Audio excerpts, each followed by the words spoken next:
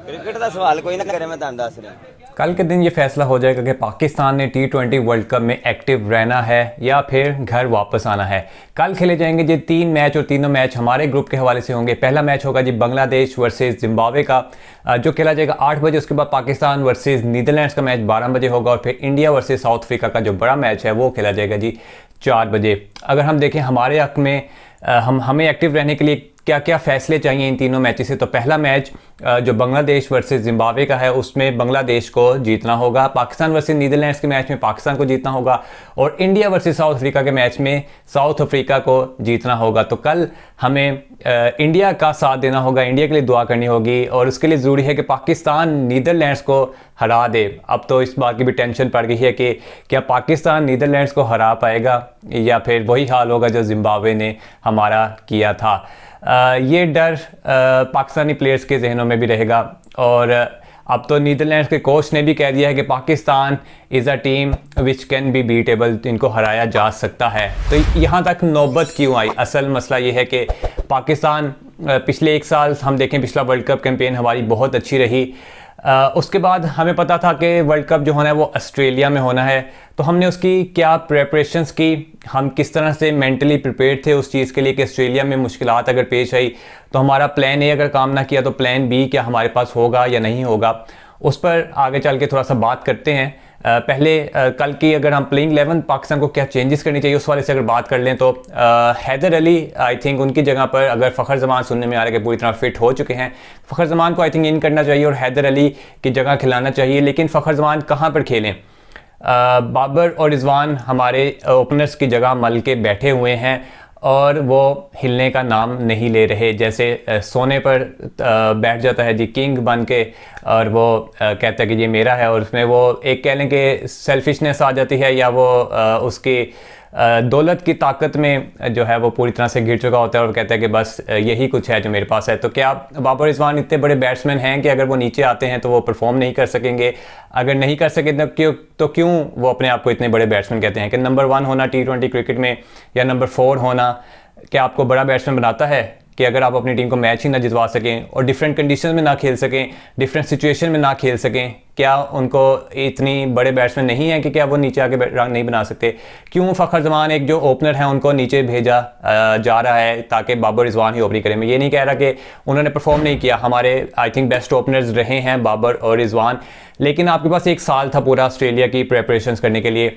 आपने किसी एक को तो ट्राई किया होता ओपनिंग जगह पर, आपने मुख्तलिफ सीरीज़ खेली, आपने एशिया कप खेला, ठीक है वो एक बड़ा टूर्नामेंट था, आपने उसमें एक्सपेरिमेंट नहीं किए, समझ आती है। आपके पास इंग्लैंड सीरीज़ थी, 7 मैचेस थे, उसमें आपने कितनी दफ़ा बाबर रिजवान में से कोई एक बैट्समैन बैठा हो या दोनों बैठे हों, आपने शान को ओपन करवाया हो, आपने फ़खर उधर नहीं थे चलो हैदर को ओपन करवाया हो।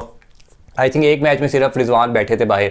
उसके बाद न्यूजीलैंड की ट्राई सीरीज़ थी, आपके पास 5 मैचेस थे प्रेपरेशन के लिए। आपको मकसद ये नहीं होना चाहिए था कि हमने ट्राई सीरीज़ का फाइनल जीतना या ट्राई सीरीज़ जीतनी है, आपने वर्ल्ड कप की प्रेपरेशन करनी थी। वर्ल्ड कप बड़ा टूर्नामेंट था, एक मैच में भी बाबर और रिजवान ने रेस्ट नहीं किया, ना अपना कम्बिनेशन को तोड़ा। ठीक है, आपका एक डेड रबर मैच भी था, उसमें जिम्बाब्वे बांग्लादेश के अगेंस्ट बिल्कुल फाइनल से एक दिन पहले, उस मैच का कोई रिजल्ट का असर नहीं पड़ना था कि फाइनल किस टीम ने खेलना है, किसने हारना है। आप डेड रबर मैच में तो ट्राई कर सकते थे ना किसी और प्लेयर को, आपने वो भी नहीं किया। और फिर आते हैं हम जी ऑस्ट्रेलिया में आते ही हमारा पहला वार्म अप मैच होता है इंग्लैंड के अगेंस्ट, और न्यूज़ आती है कि शादाब कैप्टनसी कर रहे हैं, ना बाबर खेल रहे हैं ना रिजवान खेल रहे हैं। यार आपने ठीक है, आपने अपने मिडिल ऑर्डर को चांस देना है, ऑस्ट्रेलियन कंडीशंस को समझना है, आपने भी तो समझना है ना। आप कौन सा सारी ज़िंदगी ऑस्ट्रेलियन कंडीशन में खेलते रहे हैं? आपने तो पिछला टूर किया था 2019 में कहीं, उसके बाद 3 साल तो आप खेले ही नहीं ऑस्ट्रेलियन कंडीशन में, तो कहीं ना कहीं आपको भी तो प्रैक्टिस होनी चाहिए ऑस्ट्रेलियन कंडीशन, ऑस्ट्रेलियन पिचेस पर खेलने की। आपको वो प्रैक्टिस ही नहीं है। रिजवान के पास ऑफसाइड गेम ही नहीं है ऑस्ट्रेलिया में। जब तक आपके पास ऑफसाइड गेम नहीं होगी, आपको कट नहीं मारनी आएगी, आपको स्क्वायर ऑफ द विकेट नहीं खेलना आएगा, आपको कवर ड्राइव खेलनी नहीं आएगी, आप नहीं सक्सेसफुल हो सकते। आप एक्स्ट्रा बाउंस पे लेग साइड वाली हर शॉट उधर नहीं मार सकते। रिजवान से प्रेस कॉन्फ्रेंस में पूछा जी इंग्लैंड सीरीज़ के अगेंस्ट कि आपकी ऑफसाइड की गेम वीक है तो इस पर कोई काम कर रहे हैं? रिजवान ने कहा कि अगर मैं ऑफसाइड की गेम को भी उठा के मिड विकेट पर मार देता हूं तो मुझे क्या ज़रूरत है ऑफसाइड पर खेलने की। यानी अपनी जो गलती हैं उन पर काम ही नहीं करना। हमने पिछले पूरा साल हमारे पास कोई फील्डिंग कोच नहीं था, हालत देख लें। फील्डिंग कोच क्यों नहीं था? रमीज़ राजा साहब कहते हैं कि आपको इस लेवल पे जाके आपको कोचेस की ज़रूरत नहीं होती। क्या बात है। अच्छा, फील्डिंग का मसला सिर्फ एक प्लेयर का तो है नहीं हमारा, ना हैदर अली का मसला है, ना आसिफ अली का मसला है, ना बाकी बाबर आजम, सारों से कैचेज छूटे हैं, शादाब खान से कैचेज छूटे हैं, हर मुख्तलिफ पैचेज में मुख्तलिफ प्लेयर्स ने कैचेज छोड़े हैं। तो ये मसला सिस्टम का है, आपके प्लेयर्स का इशू तो चलो है ही, आपका सिस्टम का भी मसला है। किसी एक प्लेयर से गलती नहीं हो रही, हर प्लेयर से गलती हो रही है, इसको ठीक करना होगा। बाबर आजम से पूछा गया इंग्लैंड सीरीज़ के बाद प्रेस कॉन्फ्रेंस में कि क्या शॉर्ट बॉल के अगेंस्ट आप स्ट्रगल कर रहे हैं, तो क्या तैयारी है? उन्होंने कहा कि शॉर्ट बॉल के ख़िलाफ़ हमारा कंसर्न नहीं है, ऑस्ट्रेलिया में हमने कंपेटिटिव क्रिकेट खेली है। ये अल्फाज थे बाबर आजम के, यानी वो मानने को तैयार ही नहीं है कि शॉर्ट बॉल एक हमारा कंसर्न है। हम पिछले 50 साल से शॉर्ट बॉल के अगेंस्ट स्ट्रगल कर रहे हैं, लेकिन बाबर आजम आज कहते हैं शॉर्ट बॉल हमारा कंसर्न नहीं है। ऑस्ट्रेलिया में हमने कंपेटिटिव तो खेली है, नज़र आ गया हमने, आपने जितनी कंपेटिटिव क्रिकेट खेली है, आपने 18 गेंदों पर 48 रन चेज़ करवा दिए, आपसे 39 गेंदों पर 43 रन चेज़ हुए नहीं। ये खेली आपने कंपेटिटिव क्रिकेट जिम्बाब्वे के अगेंस्ट, नज़र आ गया सबको। इसके अलावा क्या इशू है? वो ओपनर्स का चलो इशू है, और वो हम सबसे बेहतर ओपनर्स भी हैं, और फ़खर पहले ओपनिंग करता रहा, उसकी भी परफॉर्मेंस नहीं थी, लेकिन चलो आप ओपनिंग में कर रहे हो, आपका प्लान बी तो होना चाहिए कि अगर हमने कभी ओपनर्स नहीं चले तो उसके बाद हमारा बैकअप क्या होगा, हमने किस तरह लेके चलना है। आप इंटेंट के साथ, आपने जिम्बाब्वे की टीम के अगेंस्ट भी अगर 130 चेस करते हुए भी इंटेंट के साथ नहीं खेलना, फुल ऑन अटैक मोड नहीं जाना, तो आपने फिर किस टीम के अगेंस्ट जाना है? आप ऑस्ट्रेलिया में खेल रहे हो, आपके ऑस्ट्रेलिया में पहले 6 ओवर में ही मोस्टली स्कोर होता है, उसके बाद फील्डिंग खुल जाती है, बड़ी ग्राउंड्स होती हैं, वहाँ पे चौके चक्के नहीं लगते इतने। वहाँ पे आप देखेंगे कि जो भी टीमें खेल रही हैं, एवरेज स्कोर 160-170 ही हो रहा है, और उसमें भी वही टीम्स मोस्टली जीत रही हैं जो कि पावर प्ले विन कर रही हैं। पावर प्ले में ज़्यादा स्कोर करके बाद में स्कोर नहीं होता, आपने पावर प्ले जीतना है, लेकिन हमारे ओपनर्स हैं ही नहीं उस काबिल के पावर प्ले विन कर सकें। इंटेंट का इशू है। उसके अलावा आपने न्यूजीलैंड जो ट्राई सीरीज़ थी उसमें आपने 5 मैचों में नवाज़ और शदाब को नंबर 4 पर भेजा। किसी मैच में नवाज़ आए, किसी मैच में शदाब है, और उन्होंने मैचेस भी जितवाए। वर्ल्ड कप शुरू हुआ है, 2 मैचेस हो गए, एक मैच में भी नवाज़ 4 पे नहीं आए, एक मैच में भी शदाब 4 पे नहीं आए। तो भाई आप न्यूजीलैंड सीरीज़ में क्या तैयारी कर रहे थे? अगर आपका वर्ल्ड कप में आपने इफ्तिखार से ही 4 पे बैटिंग करवानी थी, तो आप उस सीरीज़ में भी इफ्तिखार से ही 4 पे करवाते, तो फिर तो समझ आती है कि आप वर्ल्ड कप की तैयारी कर रहे थे।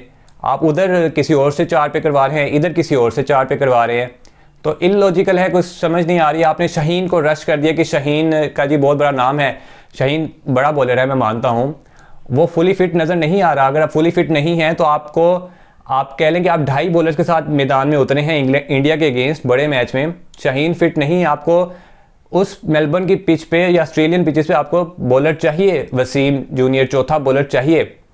आपने पहले मैच में गलत प्लेइंग 11 खिलाए, आपको नुकसान उठाना पड़ा। आपने अगले मैच में प्लेइंग 11 ठीक खिलाई, लेकिन उधर भी क्वेश्चन ये उठता है कि क्या शाहीन को खिलाना ठीक फैसला था? क्या अगर शाहीन हाफ फिट खेल रहे हैं और हसनैन उनकी जगह पे फुल फिट बाहर बैठे हुए हैं, तो क्या ये ज़्यादती नहीं है हसनैन के साथ भी और पाकिस्तान के साथ भी कि अगर हसनैन फुल फिट ज़्यादा बेहतर कारकर्दगी दिखा सकते हैं, तो शाहीन को क्यों खिलाया जा रहा है जो कि हाफ फिट है? और फिर आपने आखिरी बॉल पर 2 रन चाहिए हमें बराबर करने के लिए मैच। आपको पता है डबल शाहीन से नहीं भाग सकता, शाहीन से बॉलिंग करवाते नहीं भागा जा रहा, शाहीन से फील्डिंग में नहीं भागा जा रहा, तो किस तरह से वो बंदा डबल रन के लिए भाग जाएगा ऑस्ट्रेलिया में बैटिंग करते हुए? आपको वहाँ पर नसीम को भेजना चाहिए था या हारिस को भेजना चाहिए था, जो कि कम से कम भाग तो सकते ना 2 रन। शाहीन तो भाग ही नहीं सकता था। और एक हमारा शहजादा मिडिल ऑर्डर है, उन्होंने तो कसम खाई हुई है भाई, हैदर अली ने, आसिफ अली ने स्कोर करना ही नहीं है, खुशदिल शाह भाई बैठे हैं, वो भी उनसे बढ़कर एक ही हैं। इफ्तिखार ने कभी कभी किया है, बाकी प्लेयर्स पता नहीं क्यों टीम में 1 साल में हमने पता नहीं क्या प्रेपरेशन की हैं। ओपनर्स नहीं चले तो क्या प्लान होना चाहिए? फ़खर जमान अभी ना हो जाएंगे तो हमारे पास 4 ओपनर हो जाएंगे, हमारे पास बाबर हो जाएगा, हमारे पास रिजवान हो जाएंगे, हमारे पास शान मसूद ओपनर हो जाएंगे, हमारे पास फ़खर जमान ओपनर हो जाएंगे, 4 आपके पास ओपनर खेल रहे होंगे, तो किस तरह लेके चलेंगे जी अब आप इसको? मुझे तो लग रहा है कि नीदरलैंड्स भी कहीं हमें कल का मैच हरा ना दे, और क्यों ना हरा पाए। हालात आप लोगों के ऐसे ही हैं कि आपको नीदरलैंड से भी हारना चाहिए। और कोचेस हमने रखे हुए हैं जी, सकलैन मुश्ताक जैसे और यूसुफ जैसे। क्या इन्होंने कोचिंग के कोर्सेज़ किए हुए हैं भाई? किस बेसिस पर ये क्वालिफाई करते हैं कि पाकिस्तान टीम की कोचेस करें जाके? सवाल उनसे पूछा जाए तो कहते हैं कुदरत का निज़ाम है, हार जीत होती है। बाबर आजम कहते हैं कि ब्यूटी ऑफ क्रिकेट है हार जीत तो होती रहती है। किस तरह के यार कोचेज़ हैं, किस तरह का मैनेजमेंट स्टाफ है हमारे पास, ना कोई हमारे पास पूरी तरह से वो मैनेजमेंट में हिस्से हैं जो कि ट्रेनिंग करवाने वाले, इवन जिन्होंने थ्रो डाउन्स करनी होती हैं। इवन हमारे जो एनालिस्ट हैं तलहा इजाज़, वो जाके थ्रो कर रहे होते हैं, तो हमारे पास थ्रो करने वाले बंदे नहीं हैं। हमारे बॉलर्स को ये नहीं पता कि पर्थ के पिच पर आपने किस लेंथ पर बॉलिंग करने हैं। शाहीन आए हैं, नसीम आए हैं, फुल बॉल करवाई जा रहे हैं। जिम्बाब्वे के पहले 3 ओवर में आपने 30 रन बना दिए, मैच तो उधर से ही ख़त्म, किल हो गया था। आपने उसके बाद वसीम जूनियर पहला मैच खेले थे ऑस्ट्रेलिया में, उन्होंने आके बताया कि किस लेंथ पर बॉलिंग करनी है ऑस्ट्रेलिया में, उन्होंने मैच में वापस लेकर आए। हारिस रऊफ हमें मैच में वापस लेकर आए। आपके शाहीन नसीम अच्छे बॉलर हैं, उनको कम से कम ये तो पता होना चाहिए ना कि पर्थ में हमने किस लेंथ पर बॉलिंग करनी है और कहाँ पर ट्रबल करना है बैट्समैन को, बाउंस को हमने किस तरह एक्सप्लॉइट करना है। या ये उनको इन्फॉर्मेशन नहीं दी गई, या बॉलर इस काबिल नहीं है। कौन रिस्पॉन्सिबल है पाकिस्तान के वर्ल्ड कप से बाहर होने का? आई थिंक इसको इन्वेस्टिगेशन होनी चाहिए, इसके ज़िम्मेदारों को सामने लाना चाहिए और पाकिस्तान की बेहतरी के लिए इक़दाम उठाने चाहिए। चाहे वो कोई भी हो, वो कोई भी प्लेयर हो, कोई भी इंडिविजुअल हो, वो टीम से बड़ा नहीं होता। टीम फर्स्ट, पाकिस्तान फर्स्ट, कोई भी इंडिविजुअल हो, आई थिंक वो बाद में आता है। तो होप फॉर द बेस्ट। आगे वर्ल्ड कप 2023 आना है, लग नहीं रहा कि उसकी भी तैयारी कोई हो रही है, लेकिन उम्मीद पे दुनिया कायम है। उम्मीद करते हैं कि बेहतरी हो और हमारा दुख कहीं ना कहीं कम हो। ये वीडियो ज़रूरी थी, थोड़ी सी 2 दिन हो गए हैं, लेकिन दुख जो है अभी तक पाकिस्तान के हारने का कम नहीं हो पा रहा, तो इसी वजह से आई थिंक मैं ये अपलोड कर रहा हूँ। मज़ीद हम PSL पर अब वर्क शुरू करेंगे, क्योंकि पाकिस्तान क्रिकेट पर तो बोलने का कुछ ऐसा रह नहीं गया। तो PSL की वीडियोज़ आपके लिए आती रहेंगी। अपना ख्याल रखिएगा ज़रूर। मुझे दें यहाँ पर इजाज़त। अल्लाह हाफ़िज़।